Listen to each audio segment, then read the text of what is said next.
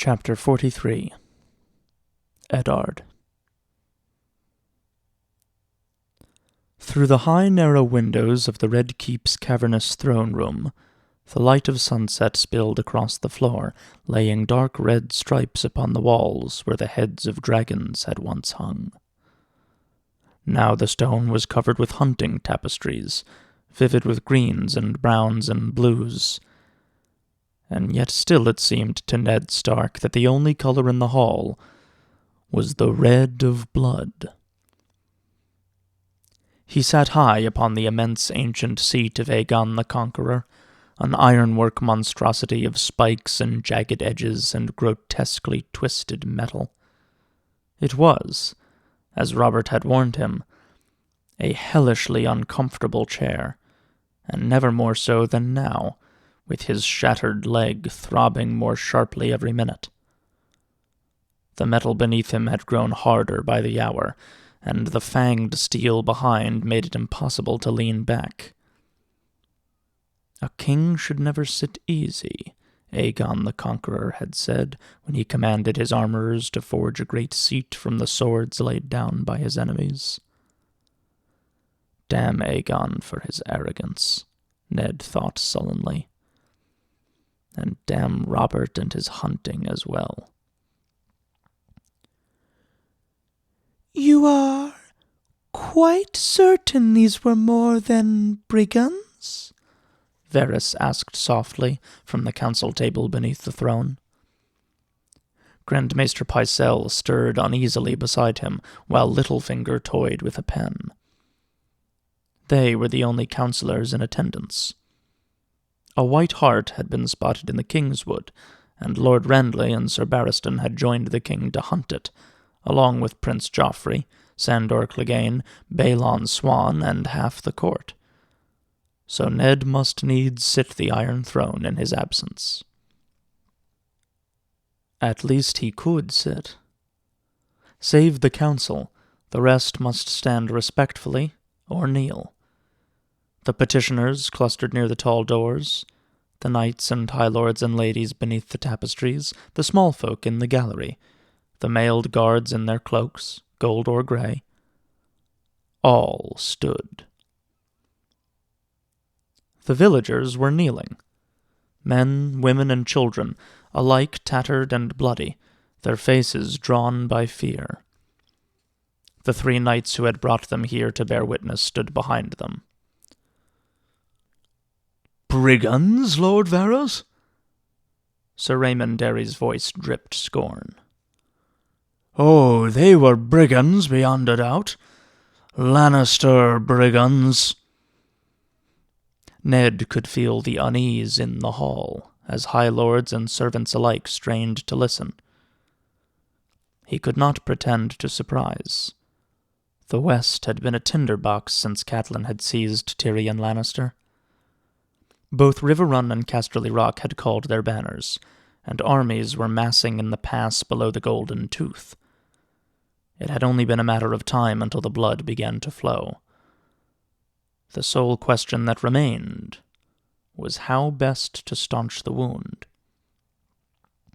Sad-eyed Sir Carol Vance, who would have been handsome but for the wine-stained birthmark that discolored his face, gestured at the kneeling villagers. "This is all the remains of the holdfast of Sherrer, Lord Eddard.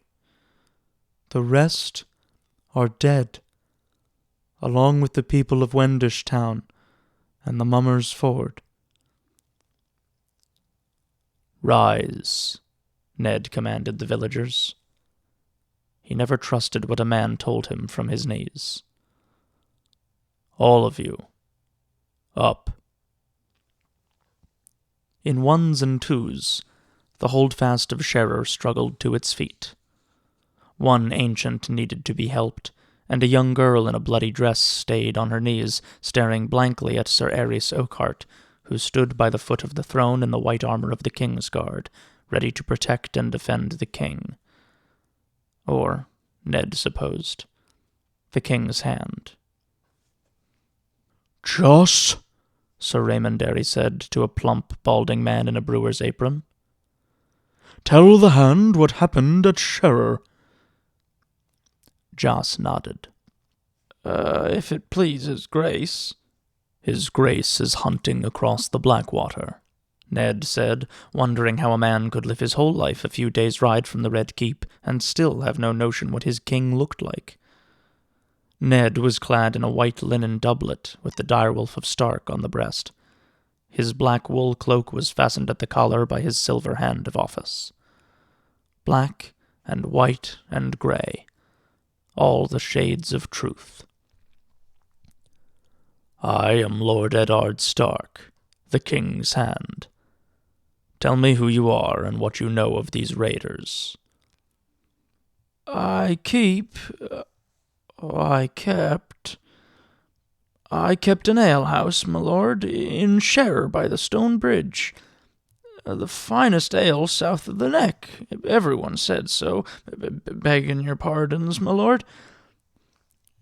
It's gone now, like all the rest, my lord. They come and drank their fill and spilled the rest before they fired my roof. And they would have spilled my blood, too, if they'd caught me, my lord. They burnt us out, a farmer beside him said. Come riding in the dark up from the south, and fired the fields and the houses alike, killing them as tried to stop them. They weren't no raiders, though, my lord. They had no mind to steal our stock, not these. They butchered my milk cow where she stood and left her for the flies and the crows. They rode down my prentice boy, said a squat man with a smith's muscles and a bandage round his head. He had put on his finest clothes to come to court, but his breeches were patched, his cloak travel-stained and dusty.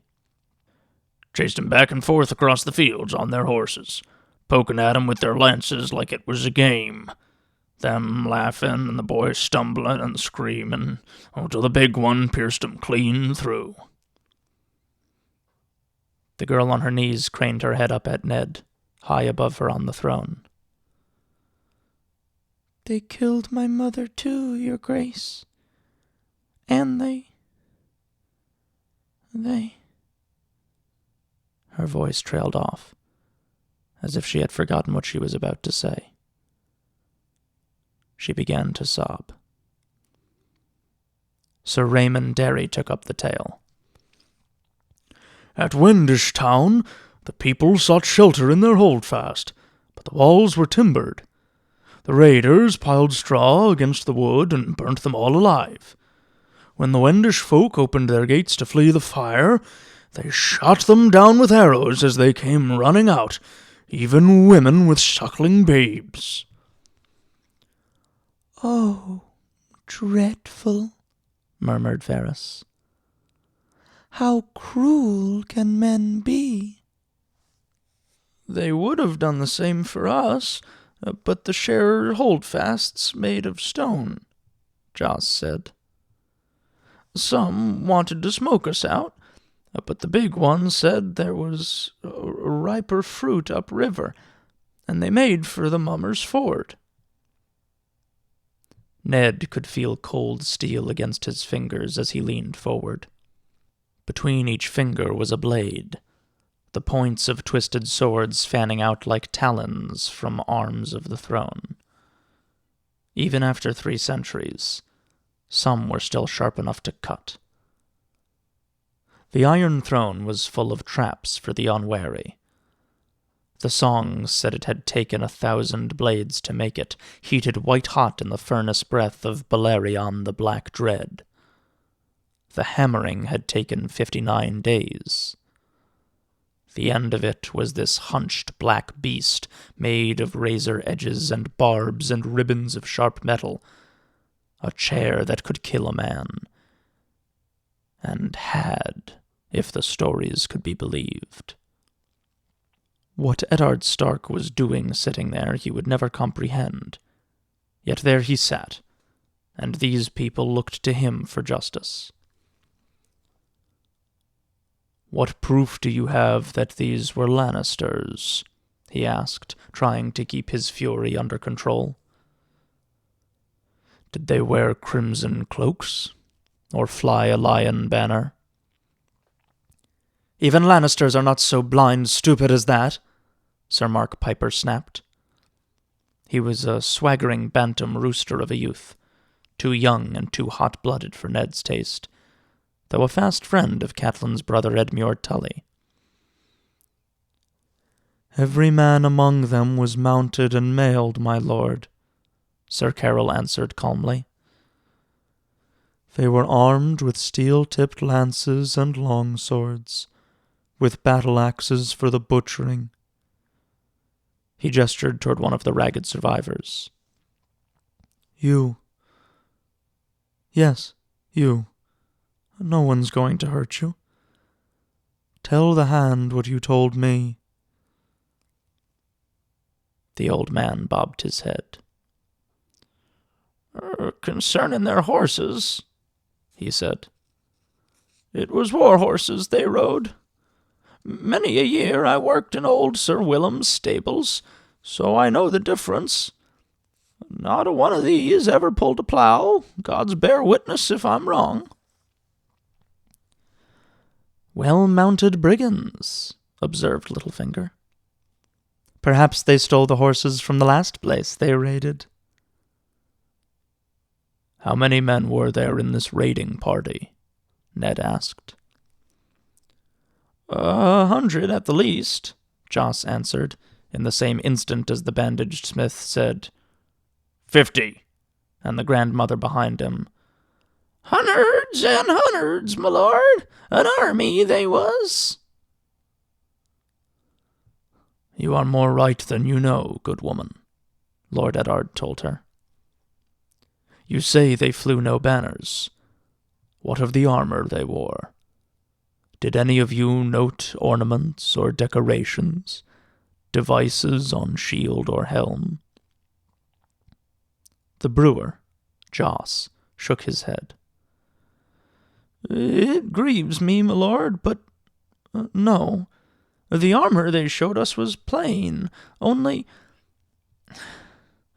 the one who led them, he was armored like the rest, but there was no mistaking him all the same. It was the size of him, my lord. Those as say the giants are all dead never saw this one, I swear. Big as an ox he was, and a voice like stone breaking." "The mountain!" Sir Mark said loudly. "Can any man doubt it? This was Gregor Clegane's work." Ned heard muttering from beneath the windows and the far end of the hall. Even in the galley, nervous whispers were exchanged.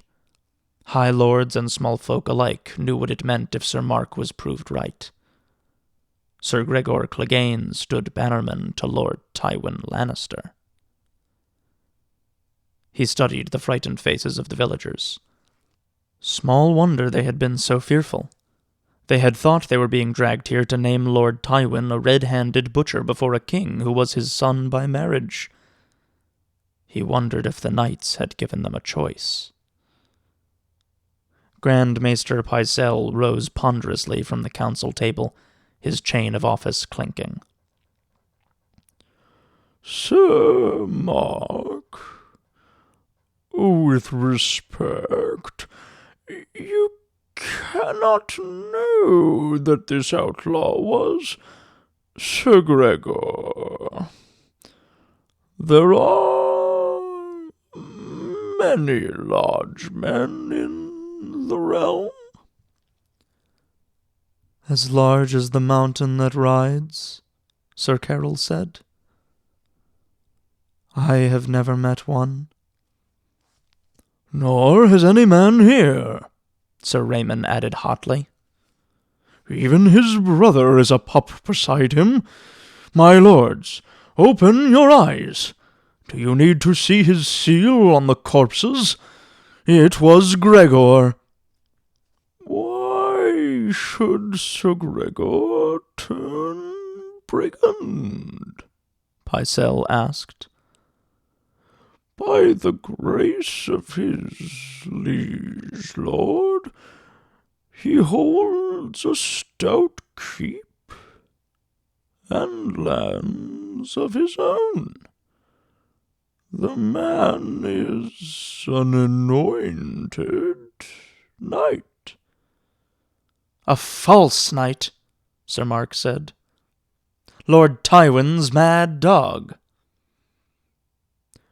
My lord hand, Pycelle declared in a stiff voice, I urge you to remind this good knight that Lord Tywin Lannister is the father of our own gracious queen.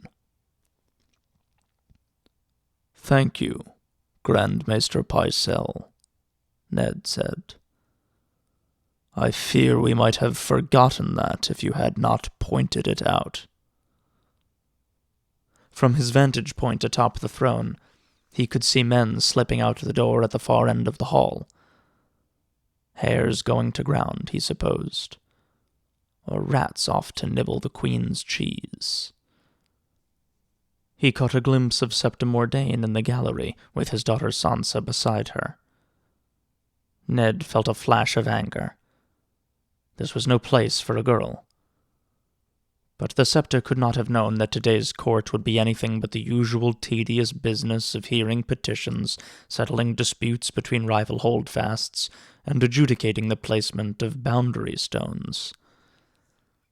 At the council table below, Peter Baelish lost interest in his quill and leaned forward. Sir Mark, Sir Carol, Sir Raymond, perhaps I might ask you a question?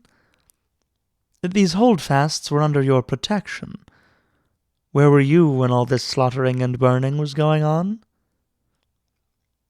Sir Carol Vance answered.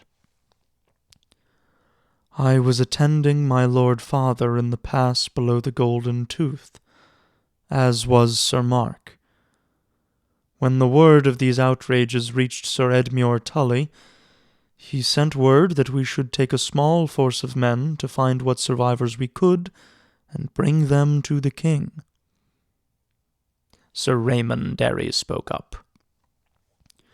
Sir Edmure had summoned me to Riverrun with all my strength. I was camped across the river from his walls, awaiting his commands, when the word reached me. By the time I could return to my own lands, Clegane and his vermin were back across the Red Fork, riding for Lannister's hills. Littlefinger stroked the point of his beard thoughtfully. And if they come again, sir? If they come again, we'll use their blood to water the fields they burnt, Sir Mark Piper declared hotly. Sir Edmure has sent men to every village and holdfast within a day's ride of the border, Sir Carol explained. The next raider will not have such an easy time of it. And that may be precisely what Lord Tywin wants, Ned thought to himself. To bleed off strength from Riverrun, goad the boy into scattering his swords. His wife's brother was young, and more gallant than wise. He would try to hold every inch of his soil, to defend every man, woman, and child who named him lord. And Tywin Lannister was shrewd enough to know that. If your fields and holdfasts are safe from harm, Lord Peter was saying, what then do you ask of the throne? The lords of the Trident keep the king's peace, Sir Raymond Derry said. The Lannisters have broken it. We ask leave to answer them, steel for steel. We ask justice for the small folk of Sherrer and Wendish Town and the Mummers Ford. Edmure agrees. We must pay Gregor Clegane back his bloody coin, Sir Mark declared. But old Lord Huster commanded us to come here and beg the king's leave before we strike. Thank the gods for old Lord Hoster, then. Tywin Lannister was as much fox as lion, if indeed he'd sent Sir Gregor to burn and pillage, and Ned did not doubt that he had. He'd taken care to see that he rode under cover of night, without banners, in the guise of a common brigand. Should Riverrun strike back, Cersei and her father would insist that it had been the Tullys who broke the king's peace, not the Lannisters. The gods only knew what Robert would believe. Grand Maester Pycelle was on his feet again. My lord Hand, if these good folk believe that Sir Gregor has forsaken his holy vows for plunder and rape, let them go to his liege lord and make their complaint. These crimes are no concern of the throne. Let them seek Lord Tywin's justice. It is all the king's justice, Ned told him. North, south, east, or west, all we do in Robert's name. The king's justice, Grand Maester Pycelle said. So it is, and so we should defer this matter until the king... The king is hunting across the river, and may not return for days, Lord Eddard said. Robert bid me to sit here in his place, to listen with his ears, and to speak with his voice. I mean to do just that, though I agree that he must be told. He saw a familiar face beneath the tapestries. Sir Robar. Sir Robar Royce stepped forward and bowed. My lord? Your father is hunting with the king, Ned said. Will you bring them word of what was said and done here today? At once, my lord. Do we have your leave to take our vengeance against Sir Gregor, then? Mark Piper asked the throne. Vengeance, Ned said. I thought we were speaking of justice. Burning Clegane's fields and slaughtering his people will not restore the king's peace, only your injured pride. He glanced away before the young knight could voice his outraged protest, and addressed the villagers. People of Sherrer, I cannot give you back your homes or your crops, nor can I restore your dead to life. But perhaps I can give you some small measure of justice in the name of our King Robert. Every eye in the hall was fixed on him, waiting. Slowly, Ned struggled to his feet, pushing himself up from the throne with the strength of his arms, his shattered leg screaming inside its cast. He did his best to ignore the pain. It was no moment to let them see his weakness. The first men believed that the judge who called for death should wield the sword, and in the north we hold to that still. I mislike sending another to do my killing, yet it seems I have no choice. He gestured at his broken leg. Lord Eddard! The shout came from the west side of the hall as a handsome stripling of a boy strode forth boldly. Out of his armor, Sir Loras Tyrell looked even younger than his 16 years. He wore pale blue silk, his belt a linked chain of golden roses, the sigil of his house. "I beg you the honor of acting in your place. Give this task to me, my lord, and I swear I shall not fail you." Littlefinger chuckled. Sir Loras, if we send you off alone, Sir Gregor will send us back your head with a plum stuffed in that pretty mouth of yours. The mountain is not the sort to bend his neck to any man's justice. "I do not fear Gregor Clegane," Sir Loras said haughtily. Ned eased himself slowly back onto the hard iron seat of Aegon's misshapen throne.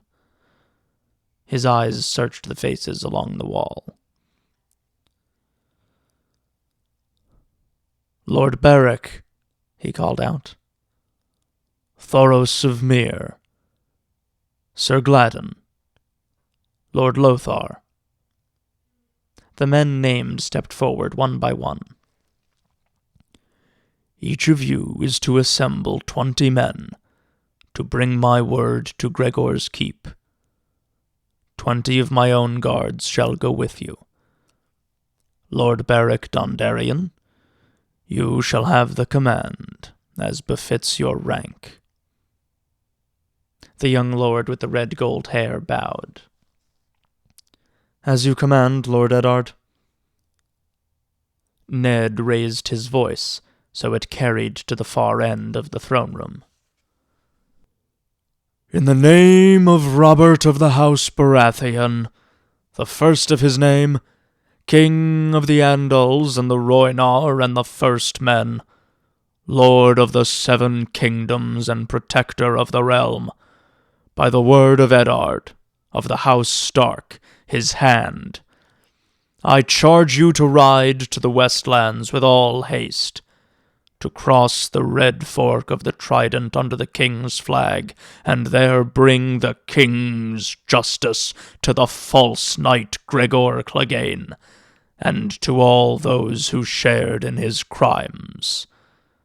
I denounce him, and attaint him, and strip him of all ranks and titles, of all lands and incomes and holdings, and do sentence him to death. May the gods take pity on his soul."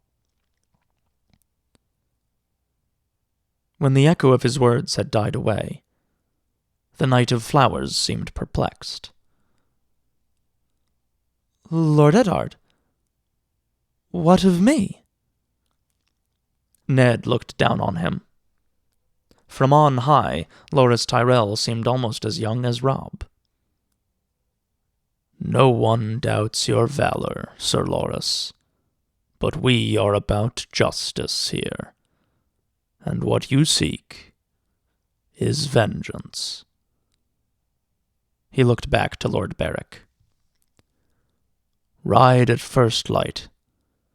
These things are best done quickly." He held up a hand. "The throne will hear no more petitions today." Alan and Porther climbed the steep iron steps to help him back down. As they made their descent, he could feel Loras Tyrell's sullen stare, but the boy had stalked away before Ned reached the floor of the throne room. At the base of the Iron Throne, Varys was gathering papers from the council table. Littlefinger and Grand Maester Pycelle had already taken their leave.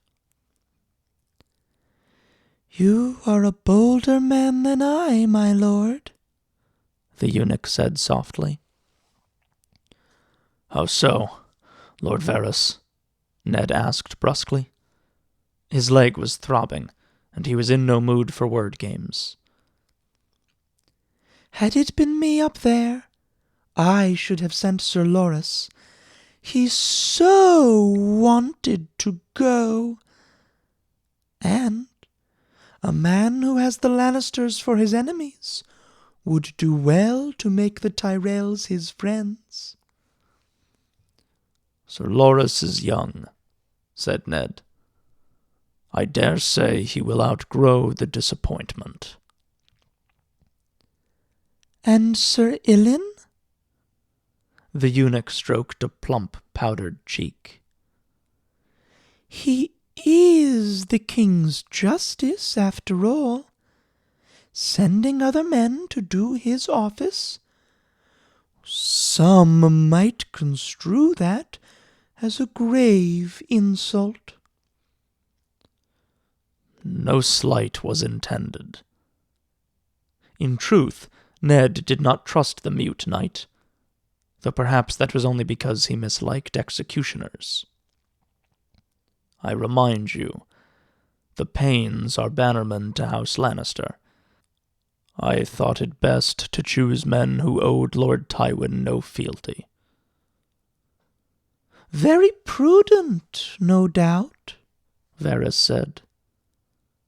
"Still, I chanced to see Sir Ilyn in the back of the hall, staring at us with those pale eyes of his, and I must say he did not look pleased, though to be sure it is hard to tell with our silent knight.